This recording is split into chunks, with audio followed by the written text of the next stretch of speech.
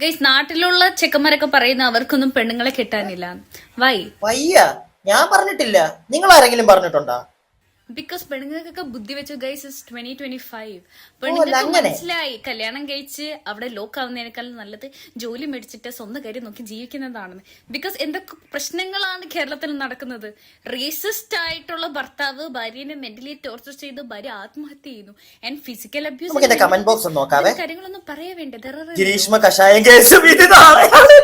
So obviously നാട്ടിലുള്ള ചെക്കന്മാരുടെ സ്നേഹത്തോടെ പറയാനുള്ളത് ഇതുപോലുള്ള സൈക്കോ പെണ്ണുങ്ങളെ കെട്ടാതിരിക്കുക, ജീവിതം സന്തോഷത്തോടെ ജീവിക്കുക, എൻജോയ്മെന്റ്. മക്കളെ എൻജോയ് മാടി. ഞാൻ ആരോടും പറഞ്ഞിട്ടില്ല കേട്ടാ എനിക്കിവിടെ പെണ്ണ് കിട്ടാൻ പെണ്ണ് കിട്ടാൻ ഞാൻ അങ്ങോട്ട് മുട്ടിയിരിക്കുവാണെന്ന് തോന്നുന്നു. അല്ല, പെണ്ണ് കെട്ടാൻ വേണ്ടി മുട്ടിയിരിക്കുവാണെന്ന് തോന്നുന്നു. നിങ്ങൾക്കൊക്കെ മുട്ടിയിരിക്കുവാണോ ചേട്ടന്മാരെ? അല്ല, അറിയാൻ പാടില്ലാത്തതുകൊണ്ടാ. അങ്ങനെ മുട്ടിയിരിക്കുന്ന ചേട്ടന്മാര് ഇടയ്ക്ക് ആ ഒരു കേസ് ഉണ്ടല്ലോ ഈ കമന്റ് ബോക്സിൽ കണ്ട ഗ്രീഷ്മ, അതൊന്ന് ഓർത്താ കൊള്ളാം കേട്ടാ. കല്യാണത്തിന് മുമ്പ് മക്കളെ പ്രേമിച്ച് നടക്കുമ്പം കഷായോ മാംഗോ ജ്യൂസും മേടിച്ചാൽ മതി. കല്യാണം കഴിഞ്ഞ ചായയും ചോറും വരെ പേടിക്കേണ്ട വരും. ഇതിനകത്ത് കലക്കി തരുമെന്ന് പറയാൻ പറ്റത്തില്ല. പിന്നെ വേറൊരു കാര്യം, 21 വയസ്സിലൊക്കെ ഞാനും വിചാരിച്ചിട്ടുണ്ടോ ഈ കല്യാണം തേങ്ങയൊന്നും വേണ്ട, നമുക്ക് ഒറ്റയ്ക്ക് തന്നെ പൊളിക്കാന്ന്. ഒരു 26, 27 വയസ്സൊക്കെ ആയപ്പം തോന്നിയിട്ടുണ്ട് ഒരു പെണ്ണ് കെട്ടണം. 30 വയസ്സായപ്പോ ഉണ്ടല്ലോ ഒരു തേങ്ങയും വേണ്ട അളിയാ. രാത്രിയാകുമ്പോ 2 ടെന്നമൽ അടിക്കുക, ഹാപ്പി ചിൽ ബിൽ.